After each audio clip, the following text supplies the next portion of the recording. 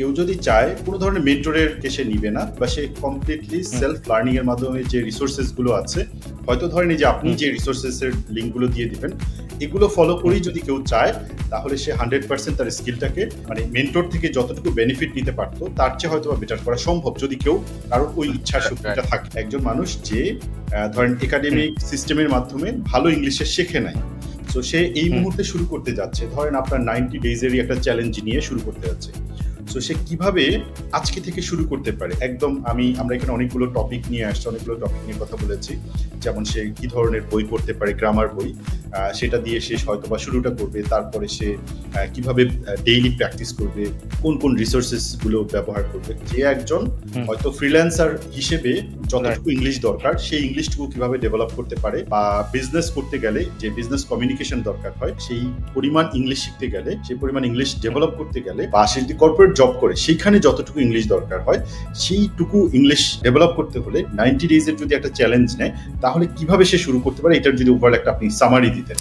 আসসালামু আলাইকুম, the growth গেমের 4 নম্বর এপিসোডে আপনাদের সবাইকে ওয়েলকাম করছি। আমি Saifullah Saif. The growth game career বিষয়ক একটা পডকাস্ট শো, যেখানে আমরা ক্যারিয়ারে, বিশেষ করে কর্পোরেট ক্যারিয়ার নিয়ে যারা এগিয়ে যেতে চায়, এছাড়াও ফ্রিল্যান্সিং বা বিজনেস, মার্কেটিং, এই টপিকগুলো নিয়ে আমরা কথা বলি, যেটা আপনার ক্যারিয়ারের ক্ষেত্রে আপনাকে এগিয়ে নিয়ে যেতে হেল্প করতে পারে। সো বরাবরের মতো আমরা এই 4 নম্বর এপিসোডে আমরা আরো একজন বিশেষ মানুষকে আপনাদের সামনে হাজির করেছি।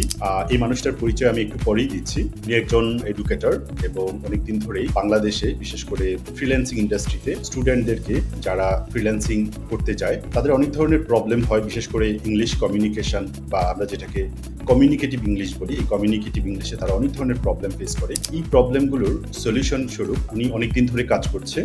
আমরা ওনার পরিচয়টা ওনার মাধ্যমেই জেনে নেই।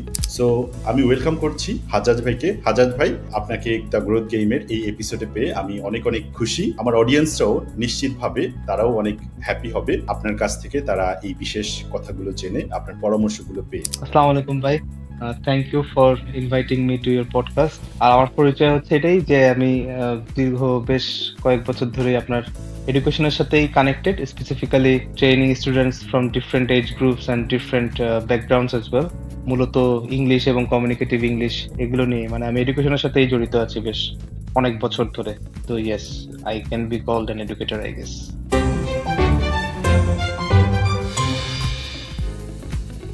সো হাজাজ ভাই, আমি অন্যদিকে না যে একদম ডিরেক্ট আমি প্রশ্নে চলে যাই। মানে আমার অনেক বিষয়ে আপনার কাছে আজকে অনেকগুলো প্রশ্ন আছে, বিশেষ করে কিভাবে ইংলিশ কমিউনিকেশন বা বিজনেস কমিউনিকেশনে নিজের স্কিলটাকে নেক্সট লেভেলে নিয়ে যাওয়া যায়, এই বিষয়গুলো নিয়ে আমি অনেক কিছু জানবো।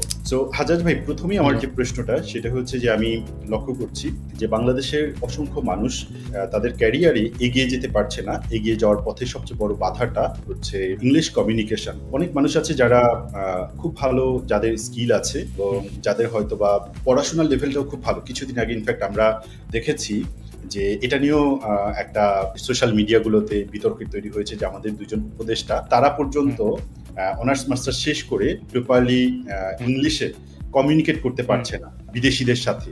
এবং সেম জিনিসটা শুধু আমাদের একাডেমিক সিস্টেমে হয়তো বা এমন কোনো কিছু আছে যে কারণে আমরা আমাদের প্রপার ইংলিশের যে ডেভেলপমেন্টটা, ভার্বাল হোক বা হচ্ছে সেটা রিটেন হোক বা সেটা নন ভার্বাল হোক, এই কমিউনিকেশনে আমরা কিন্তু মারাত্মক পরিমাণ দুর্বল। এটার পেছনের কারণটা কি বলে আপনার মনে হয়? আমার কাছে মূলত যেটা মনে হয়, তো আমি যেটা মনে করি যে language is a means to express, it's not just a means to pass in the exam. তো আমাদের স্কুল কলেজে এডুকেশন সিস্টেমে যে বিষয়টা মূলত ঘটে সেটা হচ্ছে যে আপনার অধিকাংশ ক্ষেত্রেই ইংরেজি ভাষার ক্ষেত্রে একটা ভয়, ইনহেরেন্টলি একটা ভয় থাকে যেহেতু সেকেন্ড ল্যাঙ্গুয়েজ, এবং সেই ক্ষেত্রে অধিকাংশ মানুষই আমি দেখি যে প্যারাগ্রাফ বা লেটার বা এসে যেগুলো আমি ছোট থেকে শিখে বড় হয়েছে এগুলো মুখস্থ করে এক্সামে পাস করতে যায়। তো শুধু এক্সামে পাস করার বা এ প্লাস পাওয়ার যে প্রবণতা, এটা মূলত একটা ভাষা শিক্ষা আর অন্যান্য শিক্ষার মধ্যে একটা পার্থক্য আছে। কারণ ভাষা হচ্ছে directly connected to A thought process. আপনি যদি আপনার থট প্রসেসটাকে ওই ভাষার মাধ্যমে ডেভেলপ করতে না পারেন, আপনার যদি মানে পড়ার ক্যাপাসিটি বা জানার ক্যাপাসিটিটা if you can not take it to a broader horizon, তাহলে আপনি ওই ল্যাঙ্গুয়েজটাকে কখনোই নিজের মতো করে ব্যবহার করতে পারবেন না। If you always see it as a second language, এবং আপনি যদি মনে করেন যে না আমাকে এক্সামে পাস করতে হবে বা একটা A+ রেজাল্ট নিয়ে আসতে হবে, তাহলে it will rather go on the different side. তো সেই ক্ষেত্রে এটা ইন জেনারেল এটা যারাই করবে তাদের এটা উল্টা মানে এগেইনস্টে কাজ করবে আর কি। তো এই জন্য আমার কাছে মনে হয় যে এটাকে ভাষাটাকে একটা প্রকাশ করার মাধ্যম হিসেবে যদি দেখা হতো even in the case of second language, তাহলে এটা হয়তো আরো বেটার হতো। আমাদের ম্যাক্সিমাম মানুষ এই যে এডুকেশন সিস্টেম ইংলিশের জন্য, সেই এডুকেশন সিস্টেমটা হয়তো পায় না বলেই আমরা এই প্রবলেমটা ফেস করি, যেটা আপনার কথা পেয়েছি। এখন আমার প্রশ্ন হচ্ছে যে কেউই ধরেন যেই পর্যায়ে আছে ওই পর্যায় থেকে এই সমস্যাটাকে আসলে ওভারকাম করা কতটুকু সম্ভব বা কিরকম, এটা কি খুব কঠিন ব্যাপার এই সমস্যাটাকে ওভারকাম করাটা? আমাদের মানে আমাদের এটা এডুকেশন সিস্টেম যেটা আছে এটাকে থ্রু আউট ফ্রম ইনসাইড এটাকে চেঞ্জ করতে হবে। কারণ হচ্ছে যে আপনার এডুকেশন সিস্টেমটাকে এমন ভাবে ডিজাইন করা, even I don't mean to be personal, কিন্তু আমাদের যে একাডেমিক ইংলিশ টেক্সট গুলো পড়ানো হয় those which are prescribed by NCTB, global গ্লোবাল স্ট্যান্ডার্ডে আপনার ইংরেজি শেখার জন্য খুব একটা হচ্ছে কি বলা চলে অ্যাকসেপ্টেবল না অনেস্টলি। কারণ এগুলোতে আপনি দেখবেন যে অনেক বিস্তারিত লেখা থাকে, বিশেষ করে বাংলায় লেখা থাকে, ইংরেজিতে লেখা থাকে এবং অনেক বেশি এক্সপ্লেনেশন দেয়া থাকে। এত এক্সপ্লেনেশন পড়ার কারণে একজন মানুষ যিনি ইংরেজি শিখতে যাচ্ছেন, যিনি হয়তো আরো কম বয়সে ইংরেজি শিখতে যাচ্ছেন, তিনি আরো কনফিউজ হয়ে যান যে আমি কি করব বা কি করব না। আবার ওটা বাংলা ভাষা যেহেতু লেখা থাকছে সেহেতু ওইখানে একটা প্র্যাকটিস বিল্ড আপ হচ্ছে তার, যে বাংলাটাকে ইংরেজিতে কনভার্ট করে করে, যদিও ভাষাগতভাবে দুটাই একই ভাষা গোষ্ঠীর সদস্য হলেও অনেক পার্থক্য আছে। আর তৃতীয় বিষয়টা যেটা আমার কাছে মনে হয় সেটা হচ্ছে যে আমাদের একাডেমিক টেক্সট ইংরেজির ক্ষেত্রে এইটাকে ডেভেলপ করা উচিত। otherwise there is no way of developing it from within, এটা আমার কাছে মনে হয়। রাইট, এটা বুঝলাম যে হ্যাঁ আমাদের হয়তো বা গোড়া থেকে অনেক কিছু চেঞ্জ করতে হবে, আমাদের সিস্টেমের অনেক কিছু চেঞ্জ করতে হবে, চেঞ্জ করে হয়তো আমরা একটা বেটার কিছু করতে পারবো। কিন্তু যারা অলরেডি সিস্টেমের মধ্যে দিয়ে এই পর্যায়ে আসছে, ধরলাম এই যে আমরা যেই সিস্টেমের মধ্যে দিয়ে বড় হয়েছি, তো এই অবস্থায় আমাদের কি করা যেতে পারে? এই অবস্থায় আমাদেরকে আসলে এই সমস্যাটা থেকে উত্তরণের আসলে সহজ কোনো উপায় আছে কি? বা এটা কি এরকম যে না এটা আসলেই ছোটবেলা থেকে আমি এই প্র্যাকটিসের মধ্যে দিয়ে বড় হই নাই বলে আমার জন্য এটা কোয়াইট ইম্পসিবল, বা যদি সম্ভবও হয় সেটা খুব বেশি পরিমাণ সম্ভব না, ব্যাপারটা কি এরকম? না, এটা তো আসলে মানে সেকেন্ড ল্যাঙ্গুয়েজ অ্যাকুইজিশনের যে বিষয়টা আছে এটা খুব একটা কঠিন বা ডিফিকাল্ট না, এটা আমাদের কাছে মনে হয়। আমি যদি আপনাকে ধরেন মানে ইন জেনারেল যদি আমি একটা চ্যালেঞ্জ দেই, no matter whatever background people are coming from, 3 মাস তারা ইংরেজি বই পড়বে, ইংরেজি ডিবেট গুলো দেখবে, ইংরেজি যে বিভিন্ন ডিবেট গুলো আছে ইউটিউবে, ইংরেজি ডিবেট গুলো দেখবে, ইংরেজি বিভিন্ন আর্টিকেল পড়বে এবং ইংরেজি বিভিন্ন বই পড়বে। And buy books I mention and I directly mention হচ্ছে আপনার নন ফিকশন বুকস, বিশেষ করে যেগুলো একাডেমিক জার্নালস আছে। যদি এগুলো পড়ে এবং এগুলো বোঝার চেষ্টা করে এবং এখান থেকে যদি ওয়ার্ডগুলোকে অ্যানালাইজ করার চেষ্টা করে এবং রাইটিং প্যাটার্নটা যদি ঠিক করে মানে খেয়াল রাখে, এটা বেশি না, মাত্র 3টা মাস।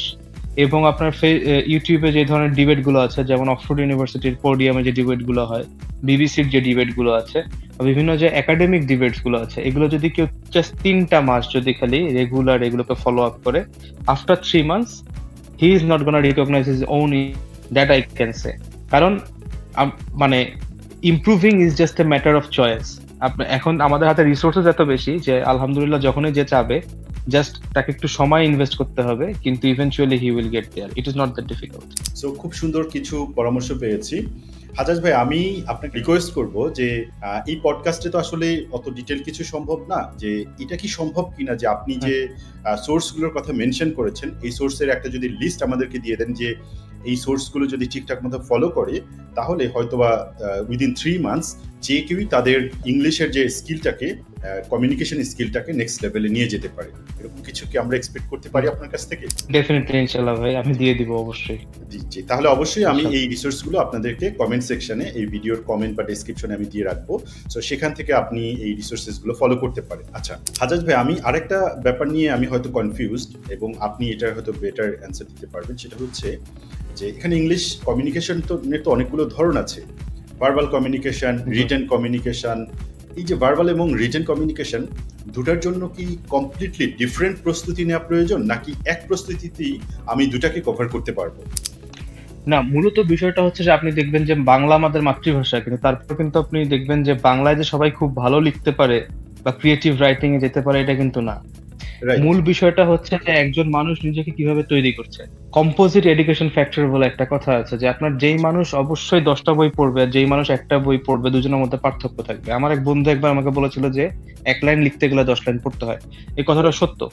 তো ওইজন্য কেউ যদি ওইভাবে মনে করে যে আমি ভার্বাল বা রিটেন ইংলিশ ২ টাকে ডেভেলপ করব। এখন ডেভেলপ মানে কি? ধরেন আপনাকে জিজ্ঞেস করা হলো হাউ আর ইউ? তো আপনি একভাবে আনসার করবেন, আরেকজন আরেকভাবে আনসার করবে। তো and it makes the difference there. তো এখন মূল বিষয়টা হচ্ছে যে হাউ ক্রিয়েটিভ ইউ আর। কারণ এখন তো হচ্ছে আপনার টেকনোলজির যুগ, ইনফরমেশনের যুগ। এভরিবডি ইজ হচ্ছে expert in no matter what they are investing their time in. কিন্তু মূল বিষয়টা হচ্ছে যে how creative you are and how you can express yourself differently, that completely depends on how you are preparing yourself. তো ওটা আপনার verbal এবং রিটেনের ক্ষেত্রে কোনো ডিফারেন্ট প্রিপারেশন নেওয়ার প্রয়োজন আছে বলে আমি মনে করি না। এটা আমি বললাম যে যদি একাডেমিক রিডিং স্ট্যান্ডার্ড হাই হয়, যদি একাডেমিক লিসেনিং স্ট্যান্ডার্ড হাই হয়, একটা মানুষ যত ভালো শুনতে পারবে, যেমন অডিটরি ফোনেটিক্সে যেটা বলা হয় যে কারো যদি শোনার আগ্রহটা ভালো থাকে, কারো যদি শ্রবণ ক্ষমতা ভালো থাকে কোন একটা ইংরেজি শব্দ বা ইংরেজি ভাষা নেয়ার, তাহলে সেটাকে আরো ভালোভাবে আর্টিকুলেট করতে পারবে। তো ওই জন্য আমি বললাম যে একই সাথে পড়তে হবে এবং শুনতে হবে, কারণ আমরা স্পেসিফিক্যালি বলতে পারবো না যে কার জন্য কোনটা বেশি কাজ করবে। কিন্তু যদি এইভাবে নেয় তাহলে একটা কম্পোজিট স্কিল ডেভেলপমেন্ট হবে ইংলিশের ক্ষেত্রে, যেটা আপনার ভার্বালের ক্ষেত্রে হবে, রিটেনের ক্ষেত্রে হবে। এই ক্ষেত্রে আমার কাছে মনে হয় যে আলাদাভাবে কোনো দুটাকে ডিস্টিংগুইশ করা মানেই উল্টা পিছিয়ে যাওয়া। দুটাকে এক হিসেবেই ধরা উচিত, যেহেতু ভাষার ব্যাপার। আমরা এক প্রিপারেশনেই আমি দুটাকেই মানে ডেভেলপ করতে পারি, এরকমই তো নাকি? রাইট। যেমন রিটেনের ক্ষেত্রে আমি একটা কথা বলি আপনাকে।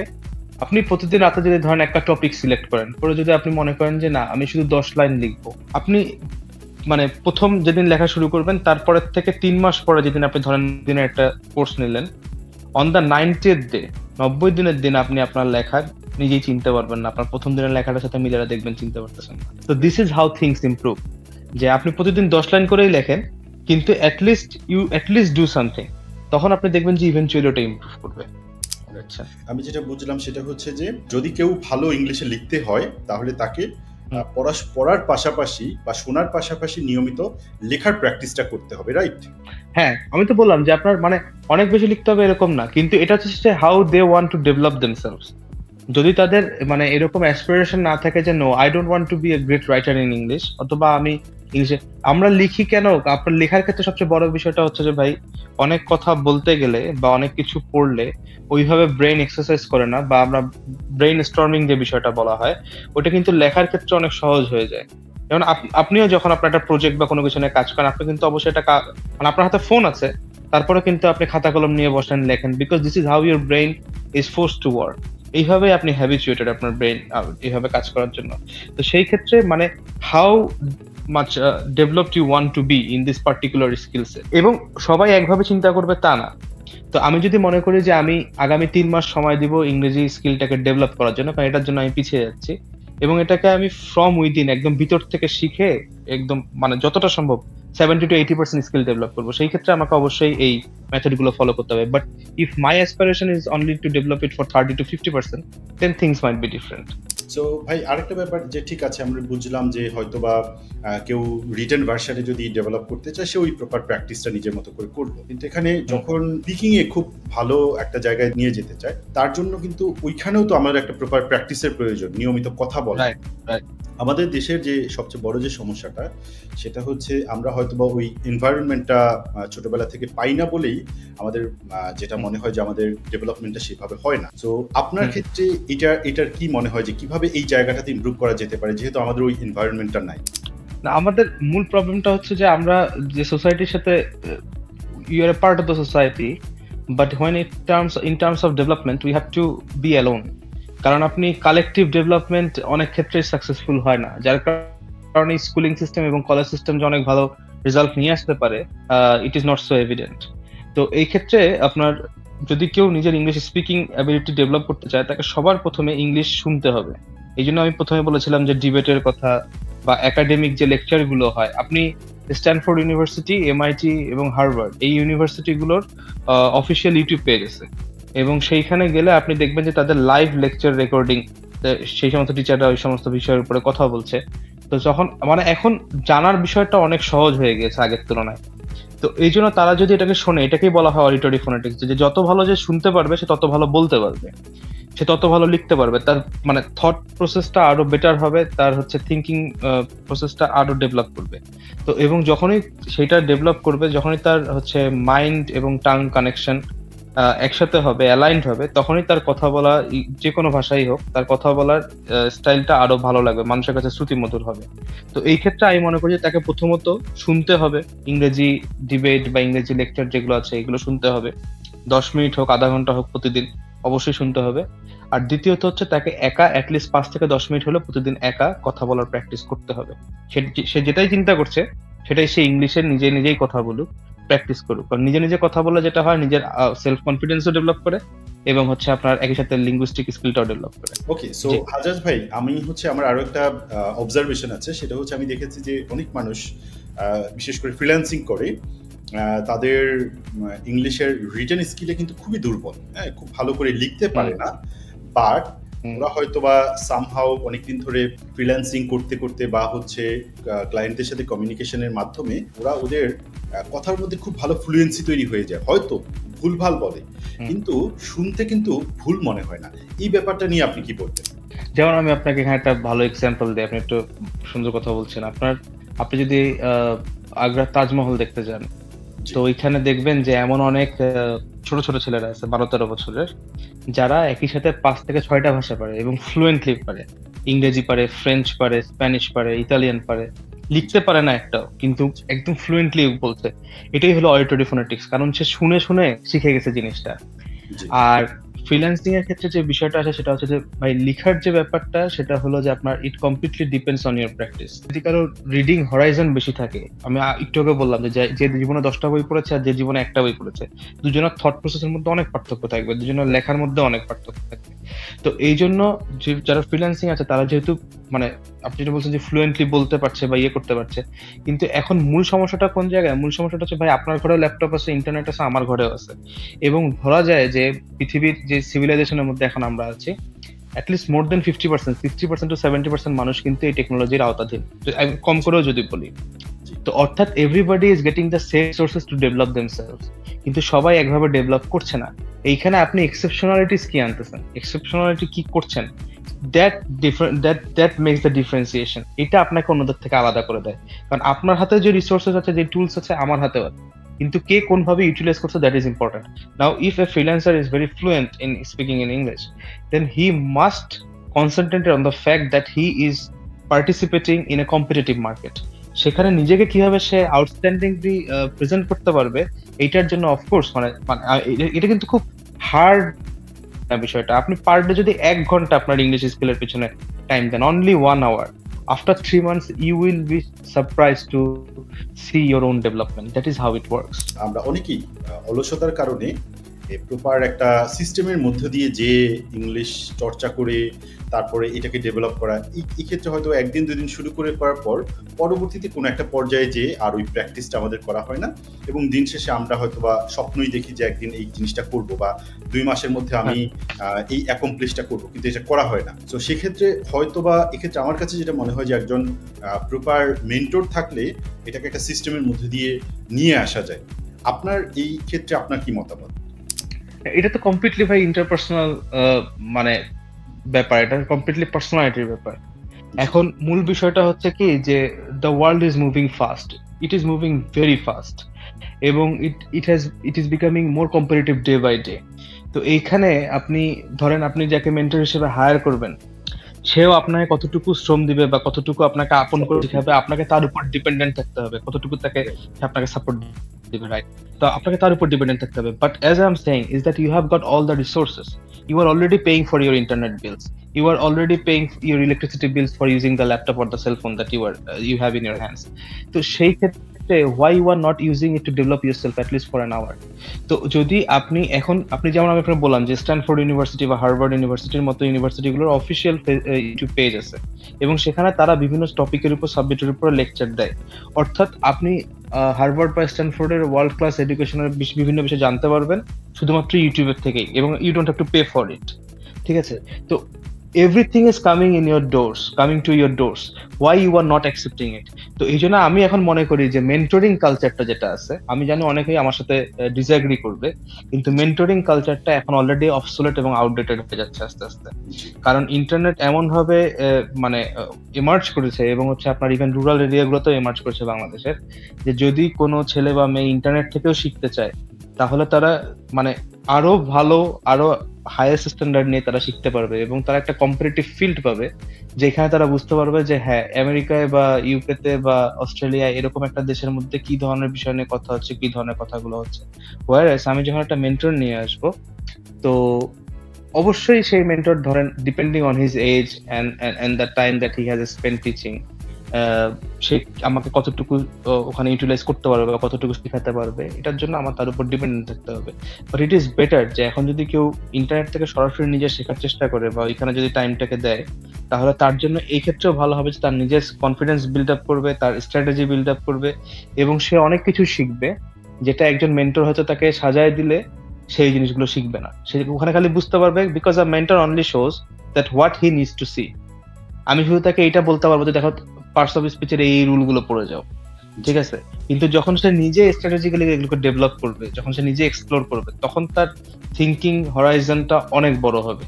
তো এই জন্য আমি মনে করি যে হ্যাঁ, তো এই জন্য আমি মনে করি যে rather not depending on mentors or anything like that, এখন it is time for ourself to think about our own development and work on the basis of that, আমার কাছে মনে হয় আর কি। সো এখানে খুব সুন্দর একটা আপনি কথা বলেছেন, এটা আসলেই সত্যি যে আমরা যখন কোনো একজন মেন্টরের মাধ্যমে কিছু শিখতে যাই, তখন ওই মেন্টরের থিঙ্কিং এর সাথে আমাকে অ্যালাইন হতে হয়, এবং সে যতটুকু আমাকে দিবে আমি ততটুকুর মধ্যে সীমাবদ্ধ। কিন্তু যদি আমি সেলফ লার্নিং এর সাইফ ভাই, মূল বিষয়টা হচ্ছে কি, যেমন ধরুন ফর এক্সাম্পল আপনি যে ফিল্ডে এক্সপার্ট, আমি এটা শিখতে চাই, জি, আপনি আমাকে মানে রিসোর্সেস দিলেন যে তুমি এগুলো দেখো, এগুলো দেখলে তুমি অনেক কিছু জানতে পারবা। আপনাকে আমার সেই ক্ষেত্রে কেন প্রয়োজন? I don't need to call you every time and disturb you. আপনি আমাকে যেগুলো রিসোর্সেস দিচ্ছেন, I have to follow that, and in the mean time I will be needing your guidance and your advice. আমি হয়তো আমার ইস্যুগুলোকে note down করলাম, 3 দিন পরে বা 4 দিন পরে বা উইকে একদিন আপনার সাথে যোগাযোগ করলাম, আপনার সাথে বসলাম, আপনি আমাকে গাইডলাইন দিলেন। এই গাইডলাইনটা অনেক বেশি হেল্পফুল, এই গাইডলাইনটাকে আমি ডিনাই করছি না। কিন্তু আমাদের প্রবলেম যেটা হয় যে কোচিং সেন্টারে বা বিভিন্ন জায়গায় completely dependent on the mentor, এইভাবে হলে খুবই difficult, and world is very competitive at this moment.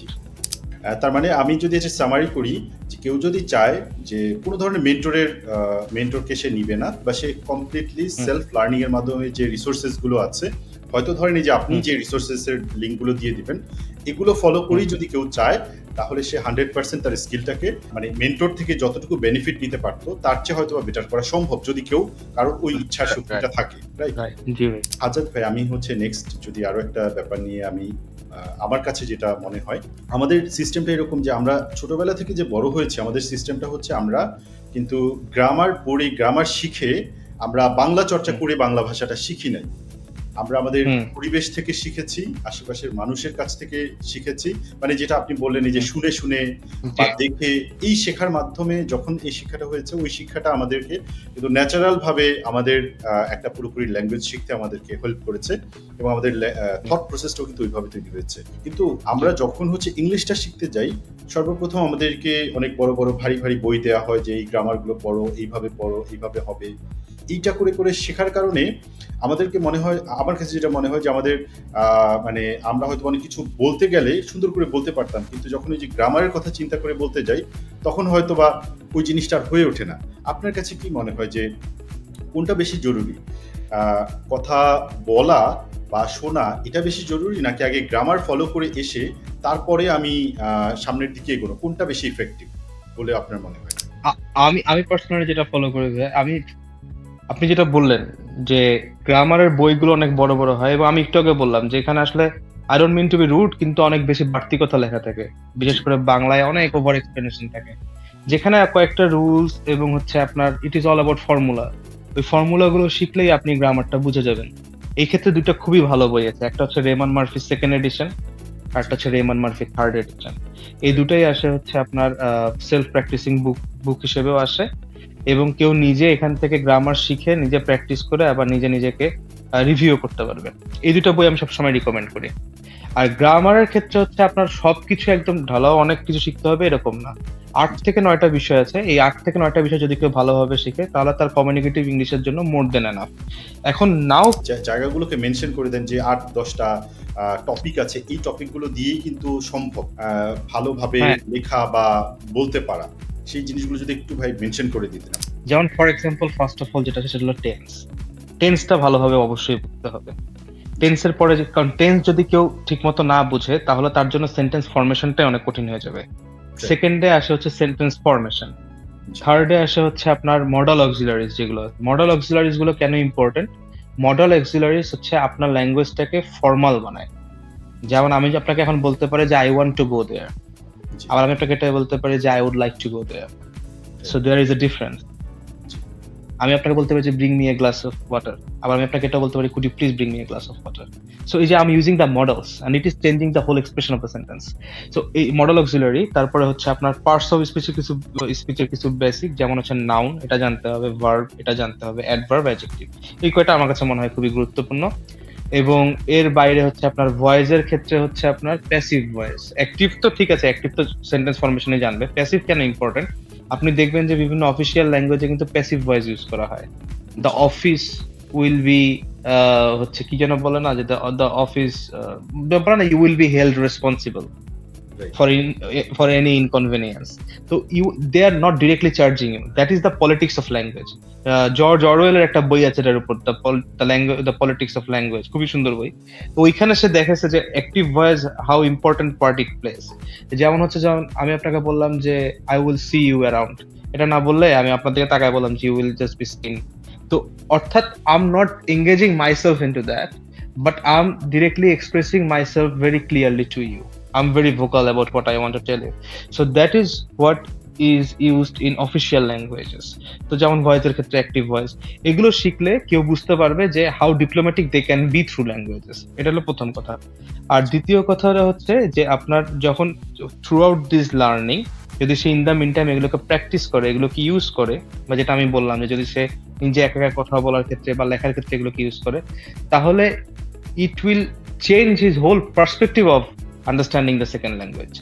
তখন সে বুঝতে পারবে যে এটা আসলে কোনো ডিফিকাল্ট বা এটা হচ্ছে কোনো কি বলা চলে, এটা একটা কোনো সেপারেবল এন্টিটি না লাইফের। It is also an inseparable entity of life. The way he is speaking in Bangla, it is exactly the same that he is articulating himself in English. কারণ ইংরেজির জায়গায় আমাদের দেশে যেভাবে শেখানো হয়, ইংরেজিটাকে আমাদের দেশে একটা মানে ভয়ভীতি আকারে শেখানো হয়, একটা স্কিল হিসেবে শেখানো হয় না, একটা ল্যাঙ্গুয়েজ হিসেবে শেখানো হয়, পাস করার ব্যাপার হিসেবে, এ প্লাস পাওয়ার বিষয় হিসেবে শেখানো হয়। এটা না, it is a skill, and whatever skill you have in your hands you can develop it. যেমন আপনি যে বিষয়ে এক্সপার্ট সাইফ ভাই, আপনি একটা আলহামদুলিল্লাহ একটা লম্বা সময় আপনি এটার উপরে কাজ করেছেন, কিন্তু স্টিল কিন্তু আপনি বলতে পারবেন না যে ইউ হ্যাভ লার্নড এভরিথিং। আপনি এখনো এটার পেছনে টাইম দেন, আপনি এখনো শিখছেন, আপনি এখনো ডেইলি শিখছেন। তো এই জন্য learning is a continuous process and we have to keep going through that. এখন now comes the point of grammar that you asked me about. আমি যতটুকু গ্রামার বললাম এতটুকু গ্রামার নেগেটিভ ইংলিশের জন্য আলহামদুলিল্লাহ মুলতে না।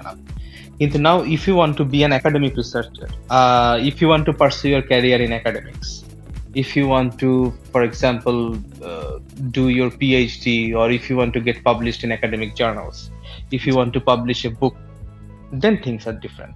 তখন আপনাকে আরো এক্সটেন্সিভ লার্নিং এ যেতে হবে, but it is not mandatory for all. এই জন্য আমি বলছি যে যার যার ব্যক্তিগত অ্যাসপিরেশনের জায়গা থেকে সে ওটাকে রিসিভ করতে পারবে।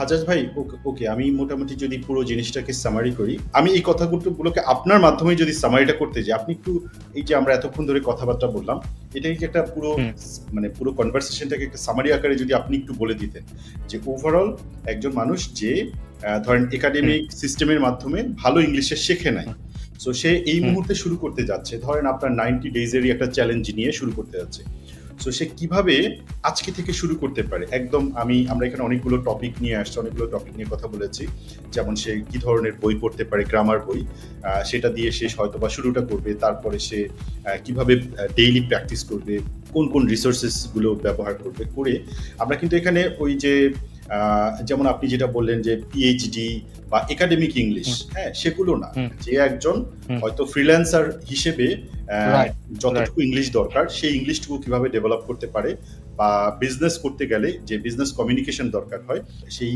পরিমাণ ইংলিশ শিখতে গেলে, সেই পরিমাণ ইংলিশ ডেভেলপ করতে গেলে, বা সে যদি কর্পোরেট জব করে সেইখানে যতটুকু ইংলিশ দরকার হয় সেইটুকু ইংলিশ ডেভেলপ করতে হলে 90 ডেজের যদি একটা চ্যালেঞ্জ নেয়, তাহলে কিভাবে সে শুরু করতে পারে, এটার যদি ওভারঅল একটা আপনি সামারি দিতেন।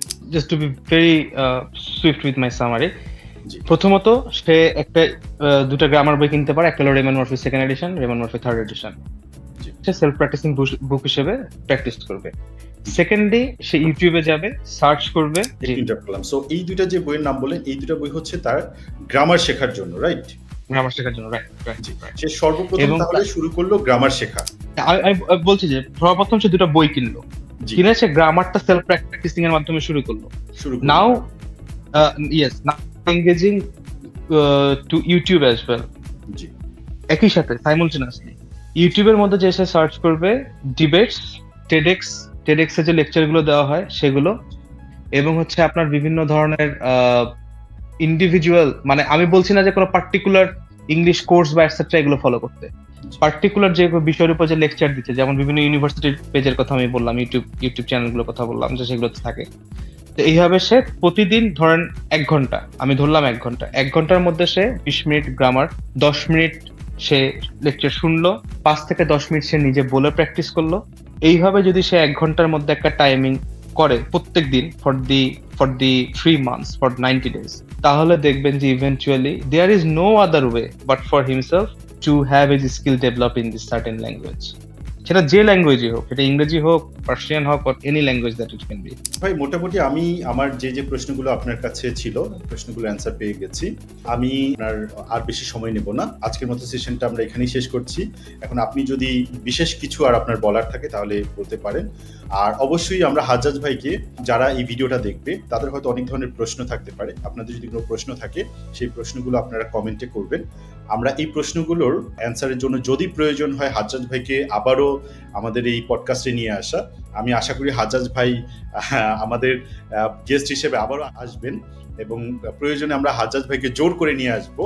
তারপরেও আমি চাই যে আপনাদের যদি আরও কোনো প্রশ্ন থাকে প্রশ্নগুলো কমেন্ট সেকশনে করেন, এবং যাতে করে আমরা আরেকটা সেশন হাজ্জাজ ভাইয়ের সাথে করতে পারি আপনাদের ইংলিশ রিটেন বা ইংলিশ স্পিকিং এর যে ডেভেলপমেন্ট, এই ডেভেলপমেন্টের বিষয়ে আপনারা প্রশ্নগুলো করতে পারেন। সো হাজ্জাজ ভাই, আপনাকে এতক্ষণ আমার সাথে সময় দেওয়ার জন্য অনেক অনেক ধন্যবাদ। হাজ্জাজ ভাইয়ের যদি বিশেষ কিছু বলার থাকে তাহলে বলতে পারেন। না, আমার সাথে একটা অ্যাডভাইস থাকবে, ভয় পেতে না। মানে বেশিরভাগ ক্ষেত্রে যেটা হয় কি, যে বলে না যে fear kills more dreams than one has even ever tried.